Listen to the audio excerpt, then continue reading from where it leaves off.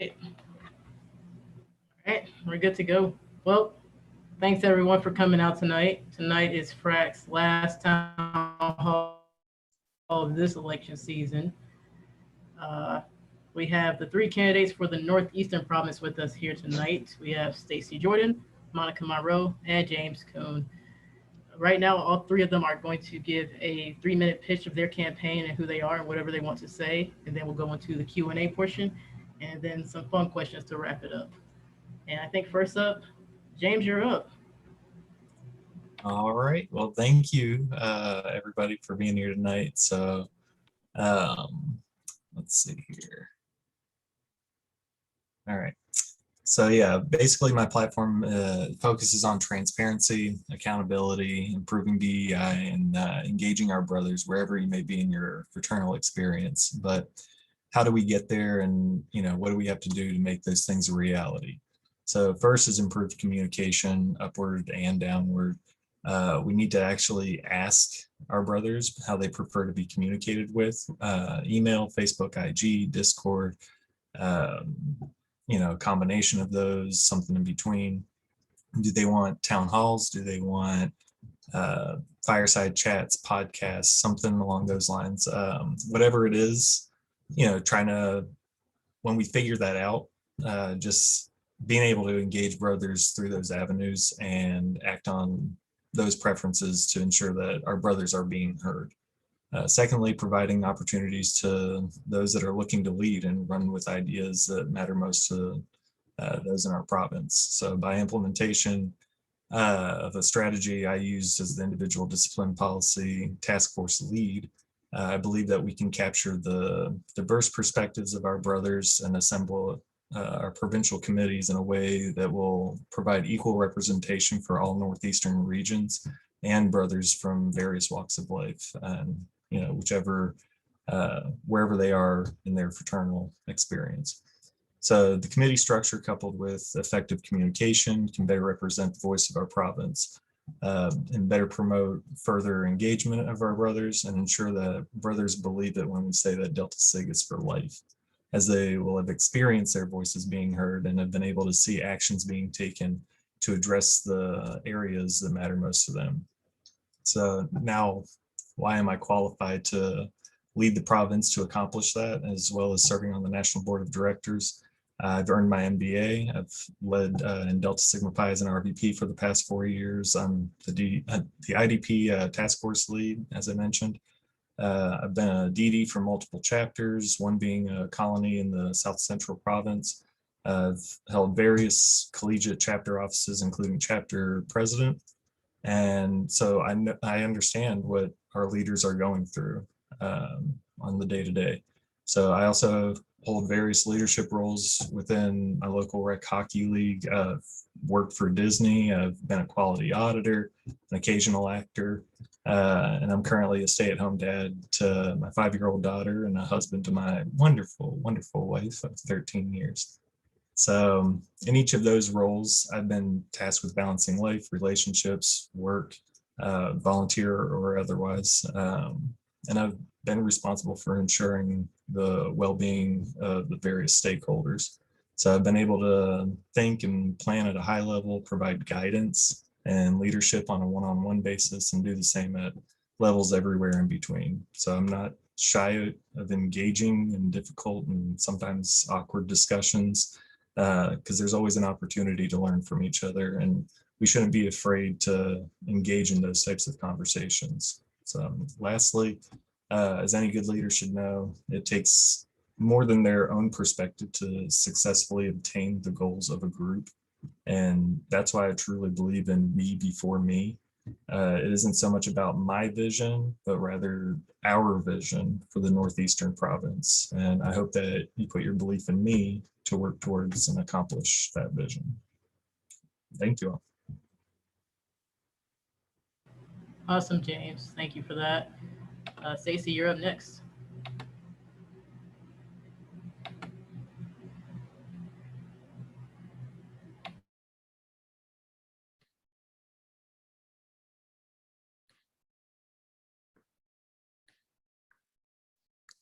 Can everyone hear me?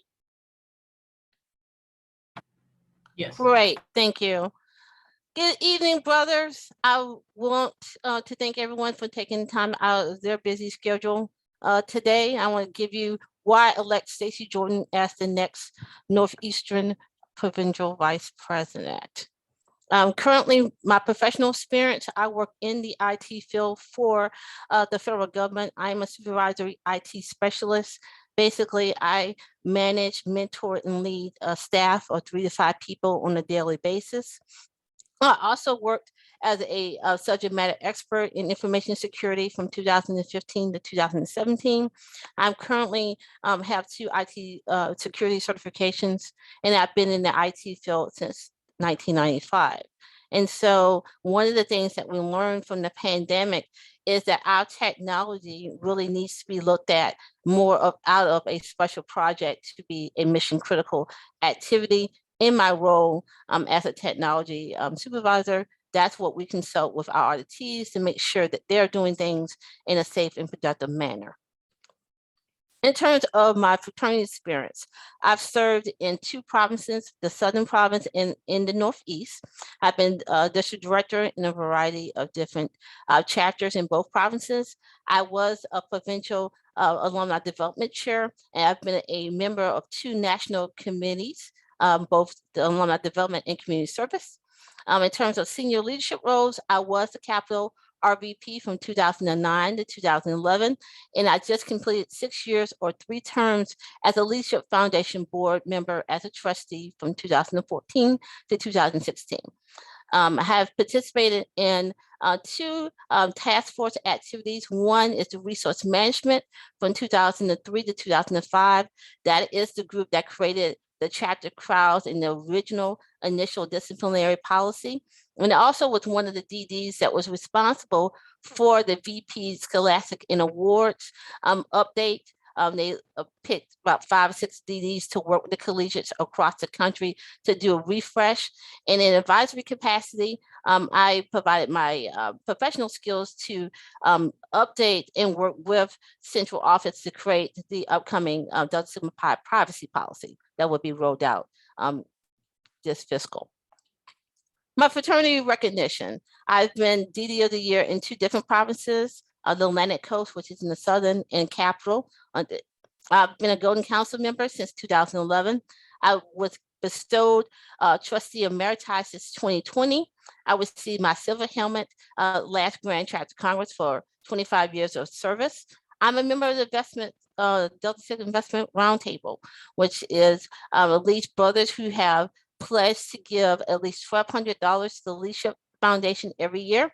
And I'm at the benefactor level of lifetime giving. I'm a few dollars short of being a 5th founder level giving, which is $50,000 cumulative lifetime giving to the foundation.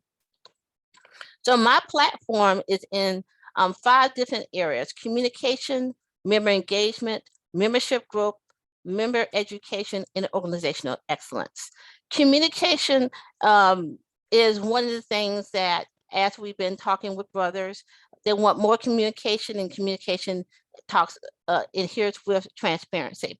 Using technology to be able to provide that communication, either having town halls, having a live stream, or just posting on social media.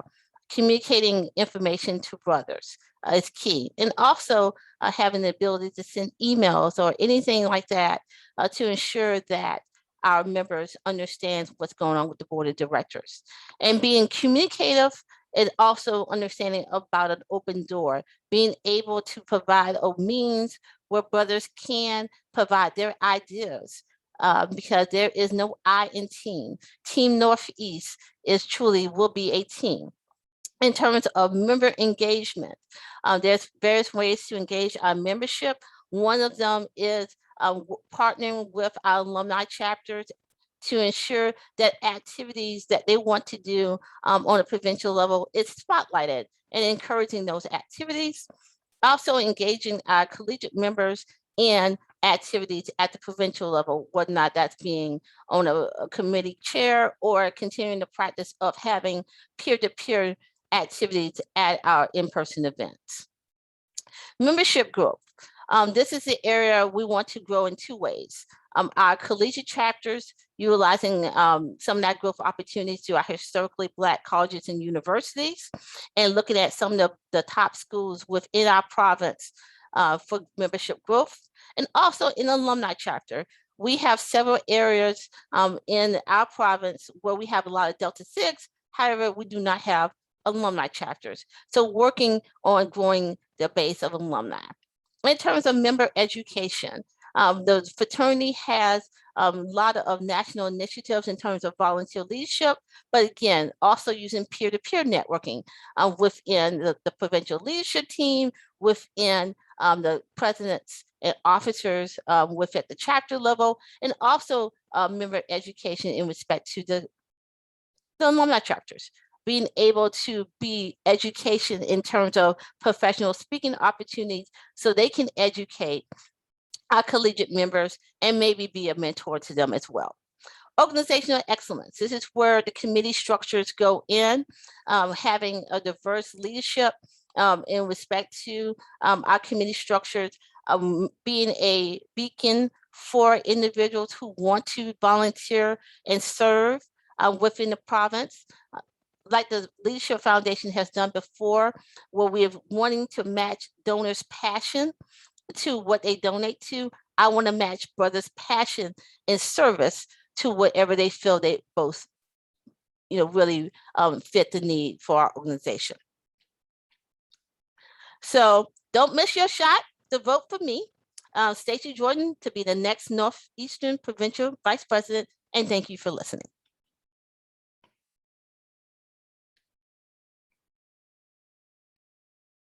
Nice. Thank you, Stacey. And last but not least, we have Brother Monica Monroe.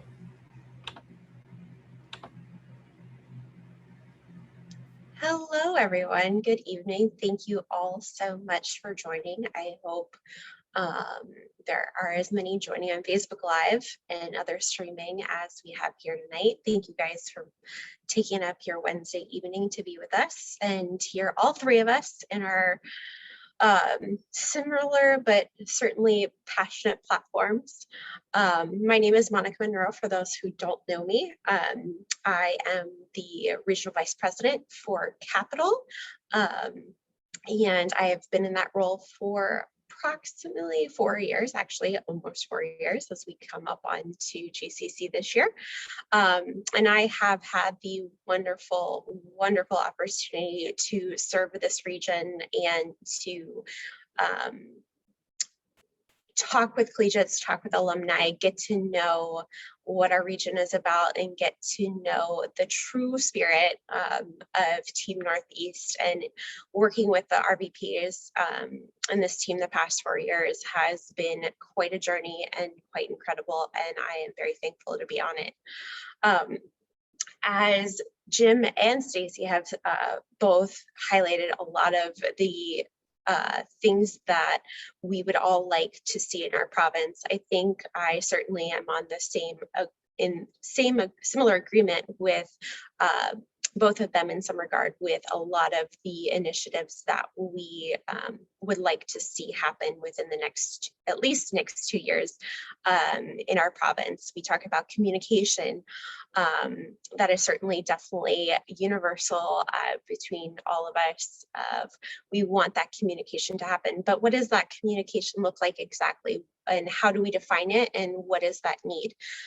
In talking with collegiates, there seems to be a disconnect of where leadership is making decisions, and somehow that is not being funneled down appropriately. The same is also true of communication coming up the chain of, collegiates would like to participate, and collegiates would like to think they have a voice, and somehow that disconnect is also happening as well too. So trying to correct and proactively engage not only our collegiates, but our alumni as well, is something that is certainly a priority.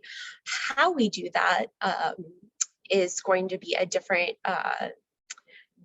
elephant in itself. And we certainly want to take a poll and take a rest of how the province is going to want to that communication to be happening.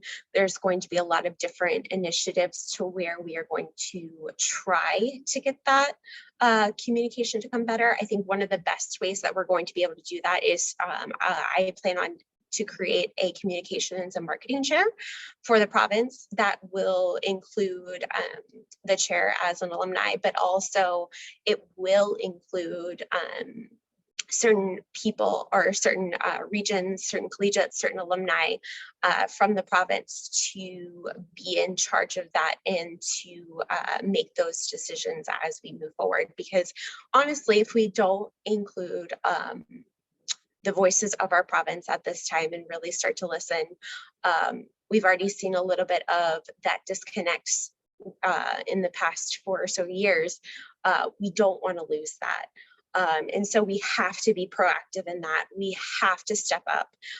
Stacey mentioned technology and with communication, and that is an excellent point. We have to stay ahead of that, be proactive instead of reactive, I think is extremely important. And so staying engaged in that way is great. We talk about transparency, and that comes also with communication. And having that trickle down effect again of how we represent ourselves as leadership, volunteer and otherwise. And that starts at the DD level, that starts at the collegiate level, honestly, of the transparency between collegiate and leadership and collegiate chapters, so, and alumni chapters. But I think the most important thing with the transparency part of it is, you know, we talk about a lot of situations where brotherhood is important. But also on a provincial level, we see being a part of the provincial discipline committee, we see brothers leaving in droves, not necessarily droves, but there's an amount of people that have been leaving and it's been noticed. And, you know, we try to make the connection of why that is. And honestly, it has something to do with transparency, but it's more so on a deeper level of making a connection with somebody. And that, I think that is the key point that we really need to highlight here is, you know, why are we brothers? We are here to make a connection and make a difference. We aren't here to beef up our resume. We aren't here on selfish reasons. We are truly here to better not only ourselves, but others around us.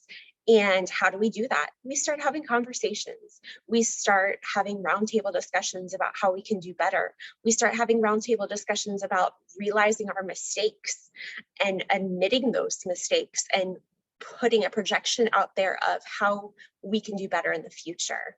So that transparency kind of works both ways, but it also starts with, you know, making that true connection with collegiates, with alumni, and trusting in our leadership that we are not just out for a vote. We are not just out for an ulterior motive or a personal motive. We are truly in this to make a change and make a difference. And that, I think, is the key of where we need to go with transparency, honestly. And then lastly, definitely advancement. And that works kind of overall in the transparency side and the communication side, but also as we roll through the next biennium or so, there are going to be a lot of different moving parts, especially with the board of directors, as we are going to be potentially hiring our next executive director, which is extremely important. We also have to be mindful that for the next 2 years, or at least the next 2 years, we are going to have to be very fiduciarily responsible, and that we're going to have to manage how we spend our chapters and our alumni's hard-earned money. With the pandemic kind of hitting us hard, we are going to have to look at ways to cut a little bit of angles. I think doing online operations is great. In person is awesome, but if we can cut corners a little bit in doing some online operations, that would be wonderful, and still continue that. I'm very much looking forward to in-person meetings and visits again, but helping that virtual side of things is certainly something that we can look forward and definitely invest in for our future. As we've seen, it's made a connection of us all here. That is why we're here with FRAC. So thank you guys for hosting us this evening, and Vito is yelling at me to wrap it up, so I will do that. Well, I said please when I said that, so don't make it seem like I yelled. Either. Love you. Well, right now we're gonna get, since she wants to be funny, we're about to go to the Q&A portion. So keep that same energy, Monica. So first up, since you just got done talking, Monica, first one's up to you. What are your plans for? Well, you talked about it in your pitch a little bit, but in 2 minutes or under, tell us what are your plans and ideas for communication and transparency with collegiate officers, their members, alumni chapter officers and their members, and alumni volunteers and all alumni brothers. So, go. Yeah, that's a lot, but yeah, I kind of briefly overviewed it. We're definitely going to take a very hard chair stance and committee stance with communications and marketing. That is one of my backgrounds that I am strongly passionate about and do very well in my jobs. And I don't want that to be lost on the province. So we are going to enact that chair. We are also going to have that chair work with our other standing chairs of professional development, community service, awards, and alumni development as well too. Those chairs are going to work together. We also have plans to initiate a different governance structure a little bit, where we will purposely include a special individual from each region to be the spokesperson for that region. So we're going to do a little bit of a governance structure change, which is going to hopefully balance out the voice of each region. So I'm super excited about that. I've been talking to some of the previous chairs and getting some of their feedback on what we can do better, what we have done well.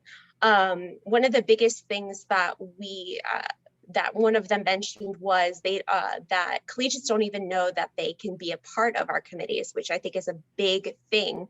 So we are going to really highlight that, and that special role for the region is going to be one of the ways we're going to do that. That will also be rolled over onto the alumni level in some degree, of having a champion alumni to represent their region as best as they can possibly do. Those people will also be responsible, not singularly responsible, for flowing down communication to their region. So this would be a really good leadership role for somebody that may not have an officer position in their chapter, but might look to have a potential leadership role for the future. So that is some of the ways that we are going to use our communication within the committees, is start to include people on those committees and bring their voices to the table. Lovely, lovely. What about you, James? And go. So yeah, kind of like Monica had said, it's a pretty big question for 2 minutes and everything. So I'll try to get through what I can. But yeah, so the committee structure and everything like that. Currently, there's just, I guess, for everybody's knowledge and everything, if they don't already know, there's 5 mandatory committees, and Monica had mentioned, professional development, alumni development, community service, scholastic development and awards, and then disciplinary. And then on top of that, the PVP is allowed to, assign and appoint other, I guess, create other committees and everything. So I see, marketing definitely being one of those. Is, we need to have communication. I said it in my opening statement. That's something that needs to happen. We need to have better communication. and that's going to, flow to all of the other committees and everything like that. On top of that, I believe DEI is another important one that we've been hearing, from alumni and collegiates that, they want to be making actual change. They don't want to just have one event a year that says, oh yeah, we had this event, so now we're more diverse and everything. They want to know how to make those actual changes. So we should have a committee in place.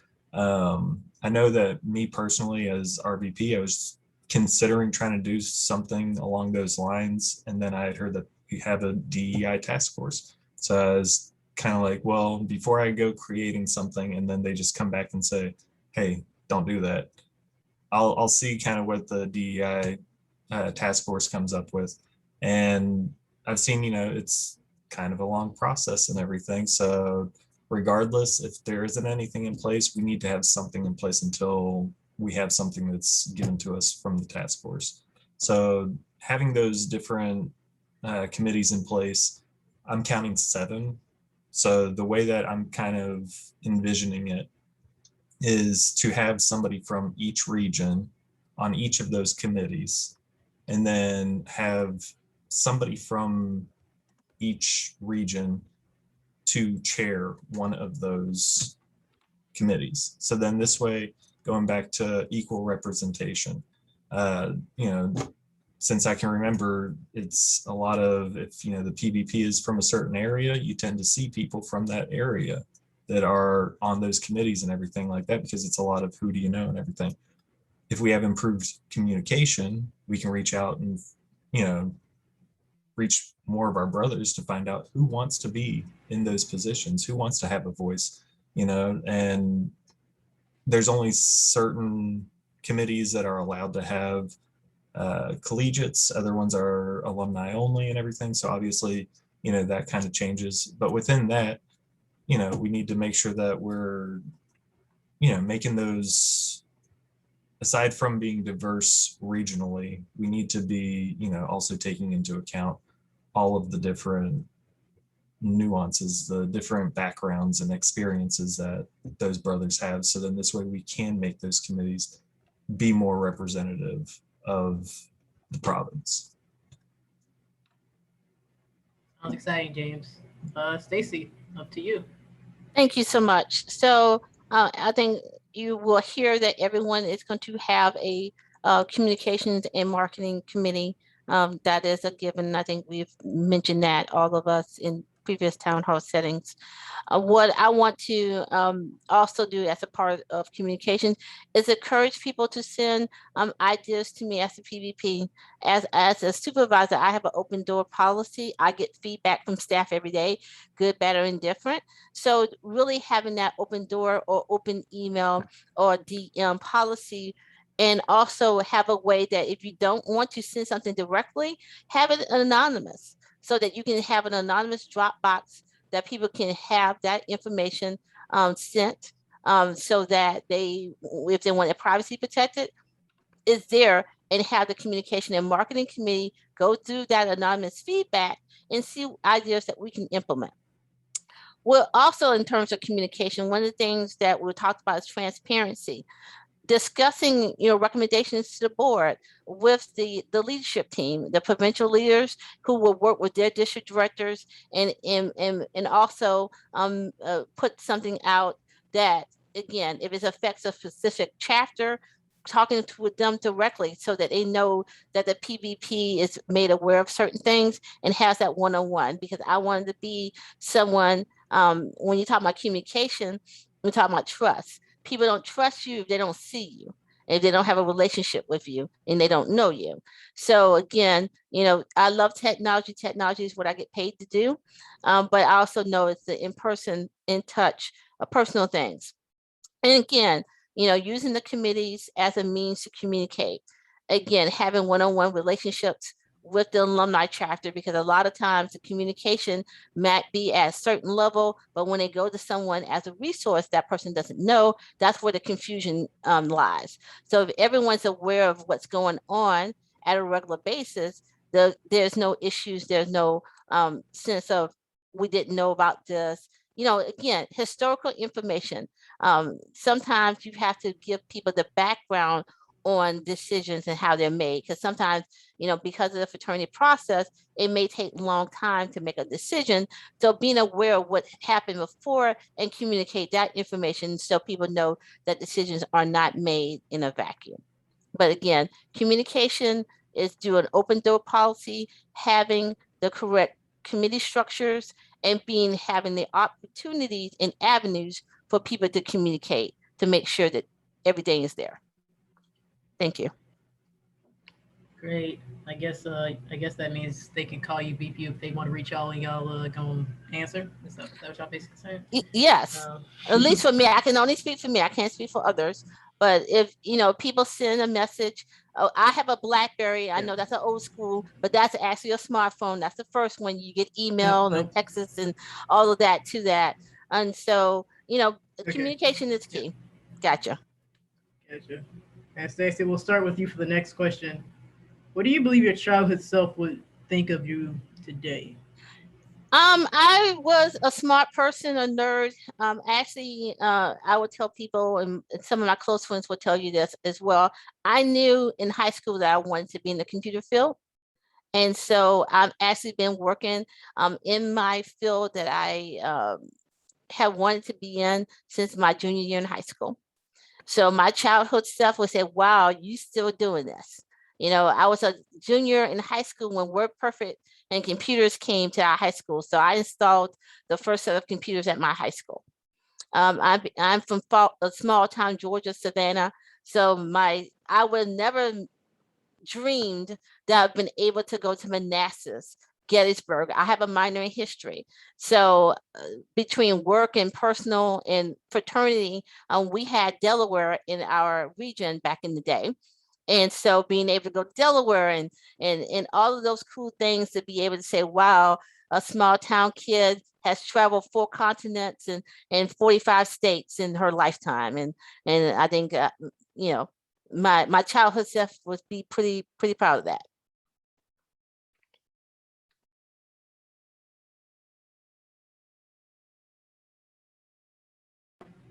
Okay. Monica, you're next.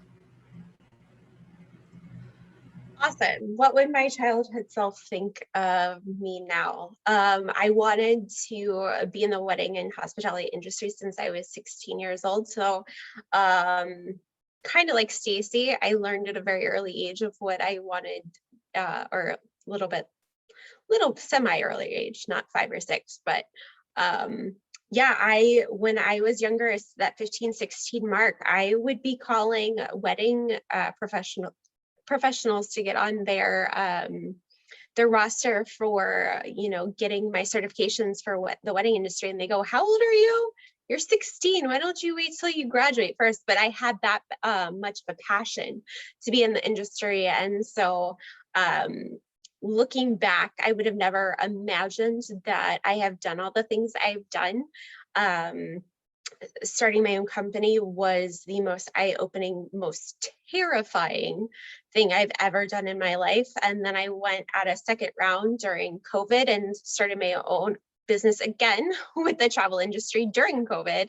And my younger self would have looked at that scenario and have been like, you are crazy. What are you doing starting another career in the travel industry during the almost greatest pandemic of the entire world? But it taught me a lot in perseverance and learning how to be patient and learning looking at myself in inward reflection of what I need to do. So I think my childhood self would be super proud. It would be super shocked that I have accomplished all the things I've done. Fraternally, I would have never guessed that I would have ever been in a fraternity at all. I knew I definitely wouldn't be in a sorority because that's just not my personality. So if it would have had a choice between fraternity and sorority, it would definitely have been sorority or fraternity. But I would have never imagined I've gotten to the leadership places that I've been in. It met so many amazing people in the fraternity too. So.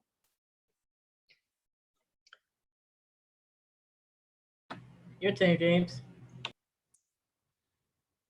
So I guess as a child, depending on the time and everything like that, whenever I was really young, I was, kind of big into art and everything like that. Whenever I got into middle school, kind of late elementary and everything like that, I started watching more like comedy and all that kind of stuff, whether it was movies or stand-up comedians and everything. So that was, something that always really interested me, and I liked the idea of, getting to make people laugh. And um, over time I kind of realized, it's kind of an entertainment thing. Which is weird being a Delta Sig, because we tend to be the type of people that are inconspicuous and try not to, be the person that's standing out so much and everything. But um, I don't know, I've been able to accomplish a lot of different things that I think are, just kind of those like, kind of things or whatever. So um, I was the mascot for Marshall University for a couple years during my MBA program. I got my master's. That was something, I didn't know if I'd ever do. Um, I worked for Disney. I met my wife while working for Disney and proposed to her 3 months after knowing her. And we've been married for 13 years now. So we've known each other for 17 years. So I'd like to say I'm a pretty good judge of character, but yeah, it's, different stuff like that. I've, done some acting stuff whenever I was living down in New Orleans. I've been in a couple of music videos in the past year. So just those like things that it's like, or things that you kind of think sometimes like, hey, I'd like to do that, but it's like, I'm not gonna though. And you just kind of pass up those opportunities sometimes. And I'm proud of myself that I was, taking that chance to be like, let's go for it. It's something that you want to do, just go for it. So, and that's part of kind of what led me into Delta Sigma Pi. I knew, I wanted to give back. I wanted all the things that a fraternity offers. Like Monica said, never would have thought that I would be in a fraternity and everything. But, whenever it was kind of sold to me by the chapter president at the time and everything, sounded like an amazing organization. And then I got in, and after my first full semester, we were down to 2 people in the chapter. So trying to help bring the chapter back from nothing. And I'm proud to say that they're a chapter of excellence now. So knowing that my, action, my decision to take action kind of helped lead to that over time. I'm real proud that I was able to do that, and that I've, made it a point to try to help others. So. Cool. Okay, to break the tension a little bit, and you knew this question was coming, so somebody better have their answer ready. Which one of the Disney princesses is your favorite and why? And we'll start with you, Monica. It's Gaston. No, I'm just joking. I make that joke because Vito was making fun of me earlier for having Gaston in my picture, but no, it's Jasmine. Jasmine is probably my favorite, and that's my final answer. I'm sticking with it. Okay, Stacy. I don't really have a favorite Disney princess, and I know that we prepared for that. I love Disney. I've been to 3 Disneys. I've been to Anaheim, which is the little Disney. I've been to Big Disney, and I've been Paris Disney, Euro Disney. So the only one I need to be is Tokyo. So, like I said, I am not a Disney princess. I am a Disney fan in terms of I've been to 3 out of the 4 Disneys. Thank you. All right, I'll take it. James. And Hong Kong. Don't forget about Hong Kong. And then Shanghai, I believe, is just opened up. So, yep, still got it. But that's awesome, though. That's 2 more than I've got to make it to so far. But yeah.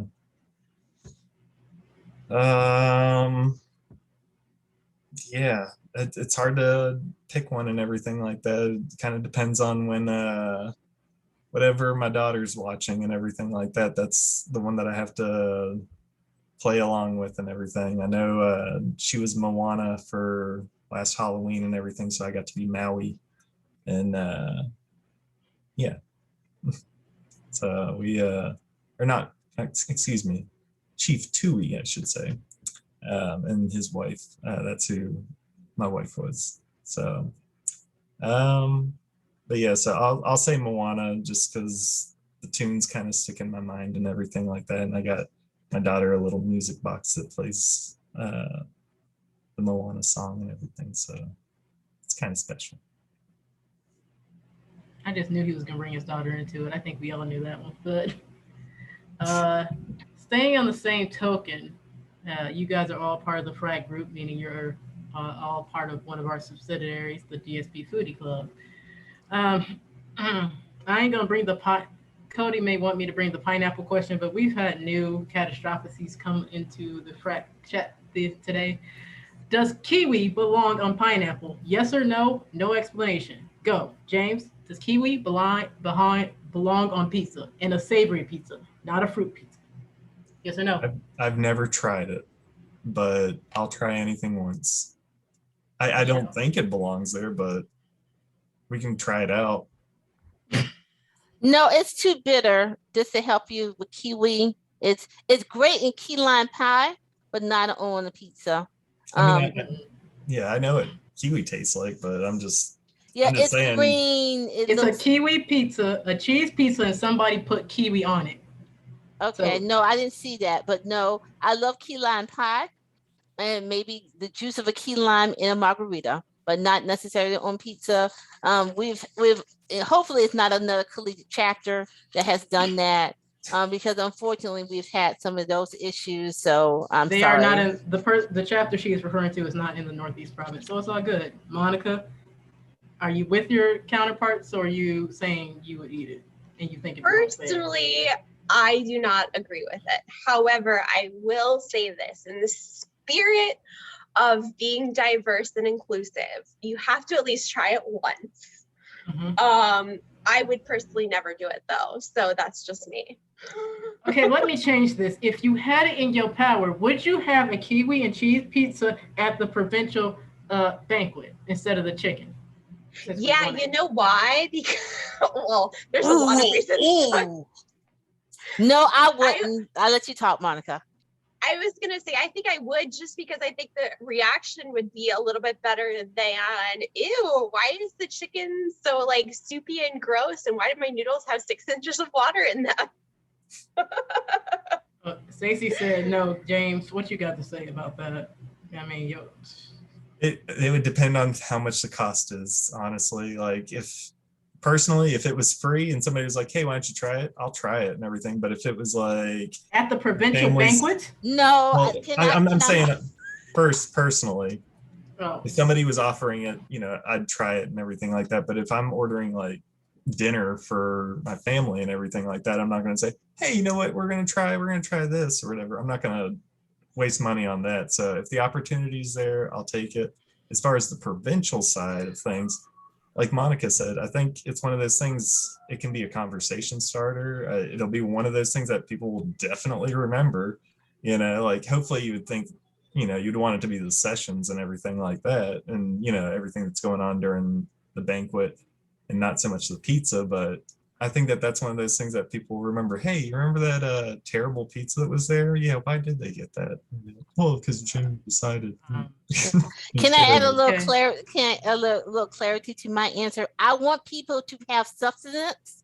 So if you're not eating, the activities at the banquets become very difficult in a risk management situation.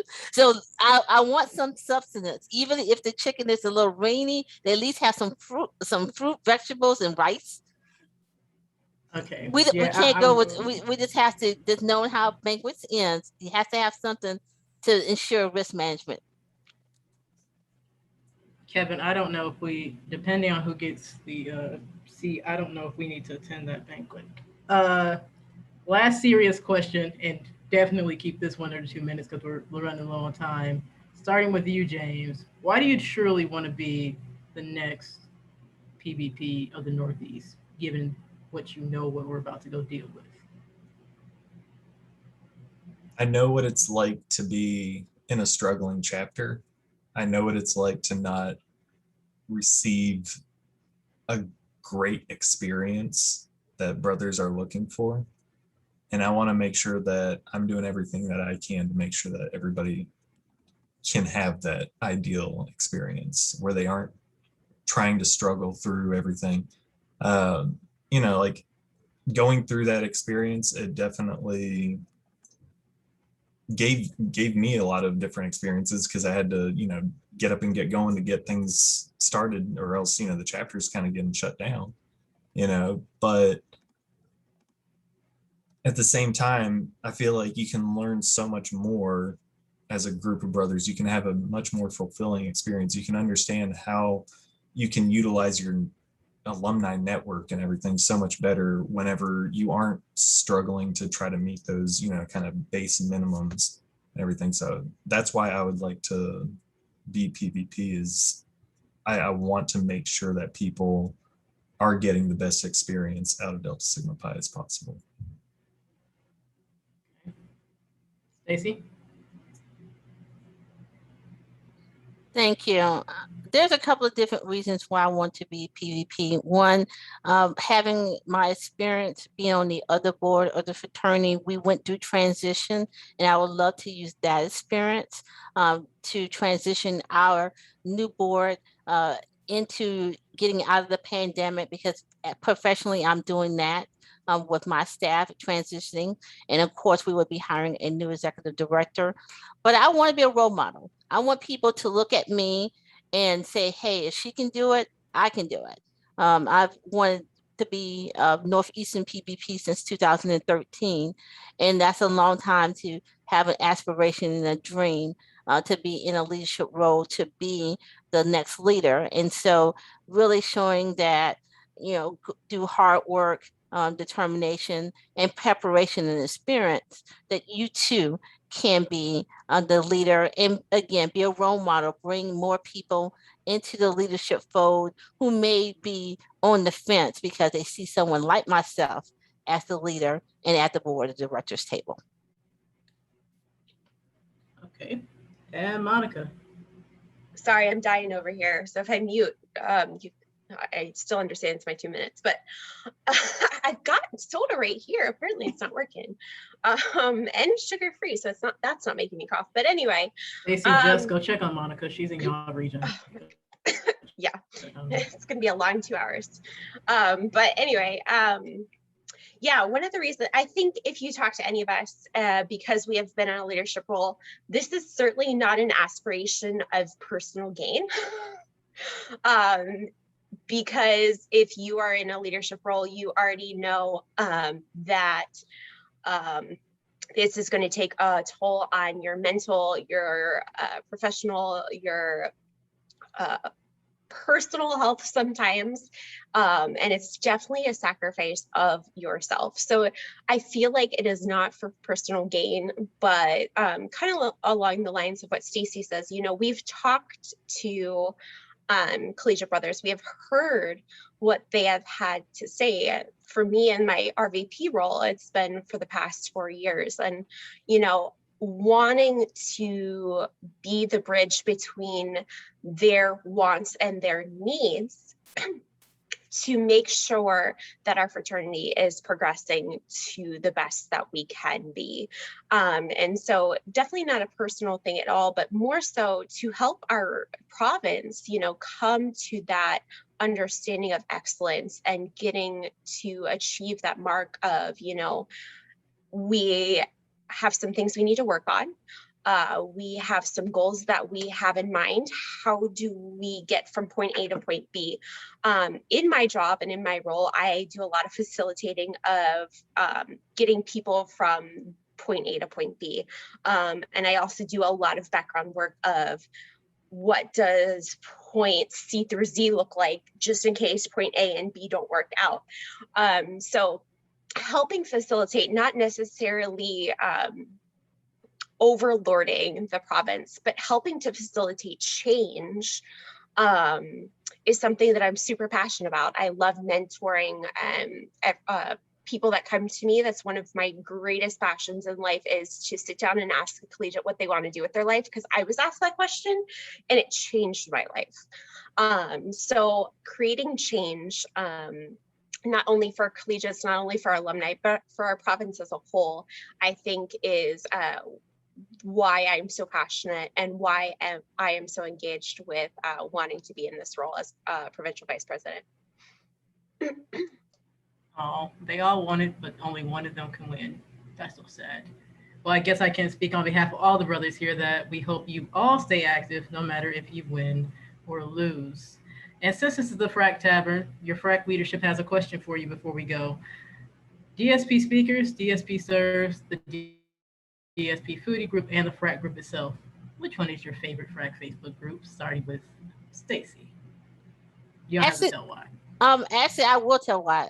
DSP serves. I believe in volunteer service. I've served in a variety of capacity. And the second one is DSP speakers, because it gives me an opportunity to talk about the foundation and also to talk about cybersecurity.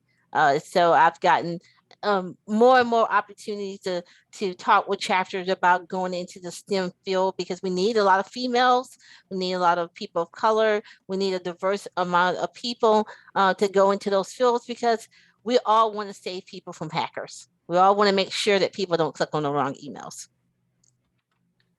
Right, right. What about you, Monica? It has to be the foodie group, because I am such a foodie at heart. But I love all the groups for different reasons, but foodie is definitely my favorite and the one that speaks to me the most at this point in my life, because, you know, Kiwi pizza, man, it starts a conversation. Why not? As the South would say, bless whoever's heart that. At least they didn't put American cheese on a filet mignon. It could be worse. And James, the Frack cheerleader next to Bart, which one is your favorite? I'd probably go with the original, just plain old Frack, because without that, speakers doesn't come along, service doesn't come along, foodie club doesn't come along. So it had to start somewhere. And yeah, and I mean, there's definitely opportunities to, get to meet brothers through each of them and everything like that. But I don't know that you quite get that same feeling and that same connection as with Frack and meeting up on Fridays and Tuesdays and everything like that. Whenever you drop in, you're able to, whether it's see Cody dance or, to get involved in a conversation or see Omar fall asleep or whatever it is. It's just one of those things. We're making memories throughout the pandemic and everything like that. So, yeah. Yeah. And one more question. If someone wants to go find the Frack group and put that in the chat, Wesley or Kevin, that'd be awesome. But last question is this. What last message do you have to say to maybe the alumni out there that are maybe in the lost world or maybe thinking of leaving active status, or our collegiates who are in a chapter and want their voices to be heard, or the seniors who are graduating and maybe going into alumni life, not with that DSP fire some of us have. What's your last message to them? 1 minute. Go, James. I'd say I'm if I wasn't so involved with Delta Sigma Pi up to this point and everything, I would probably be, one of those brothers. I'm a stay-at-home parent and everything like that, and you don't tend to have that kind of interaction because you aren't meeting people at work, unless like it's just somebody kind of out on the street that you happen to, give the grip and challenge to. A lot of people don't have that opportunity, and so being able to say to them, you can still be involved. It doesn't matter how long you haven't been around and everything like that. Just show up and, we'll find something to do. And if you see something that, is a gap that you want to fill and everything like that, and you want to, be able to give back somehow, let's figure out how to make it work, because ultimately we're brothers and we need to make sure that we continue that tradition. Valid. Stacy?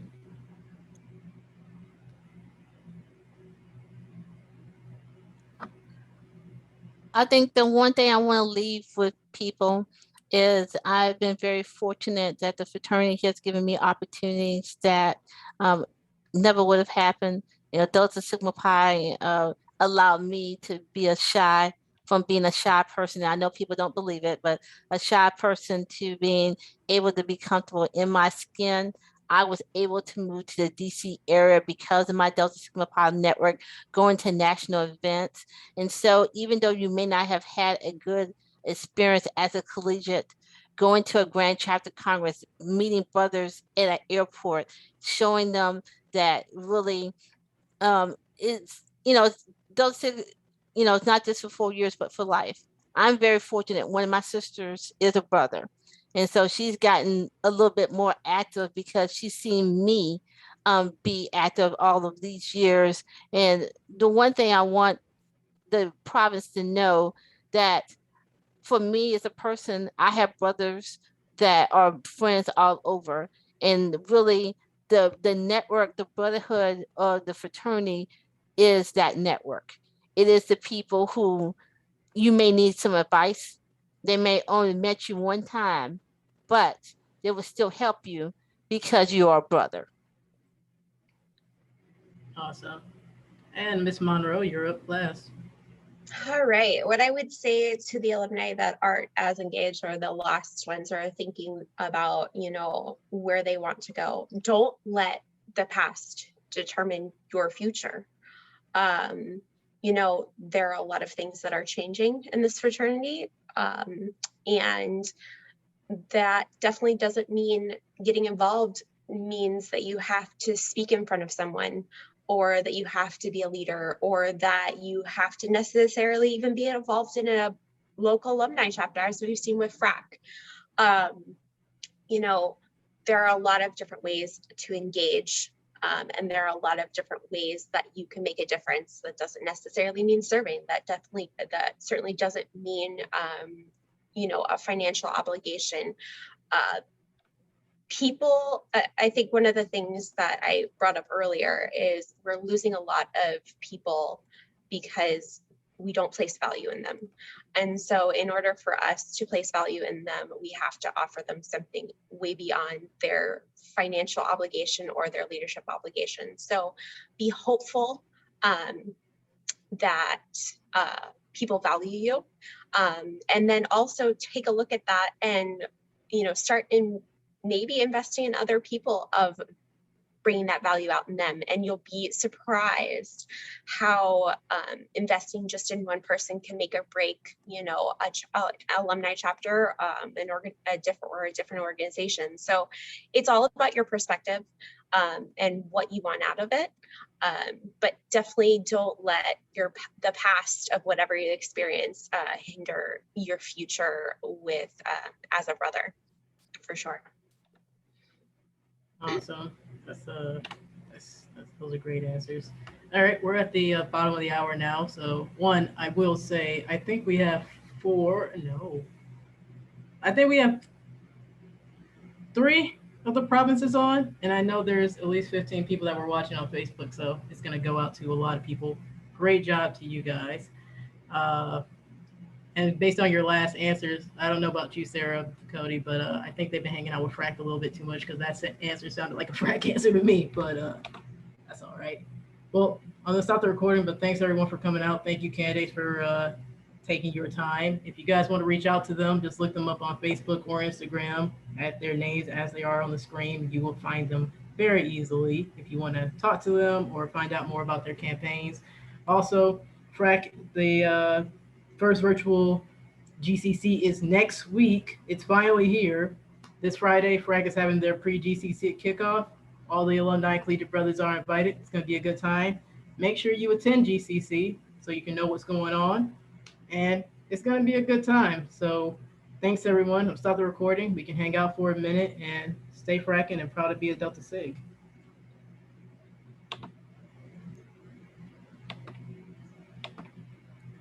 Thank you very much. Thanks, everybody. Thank you.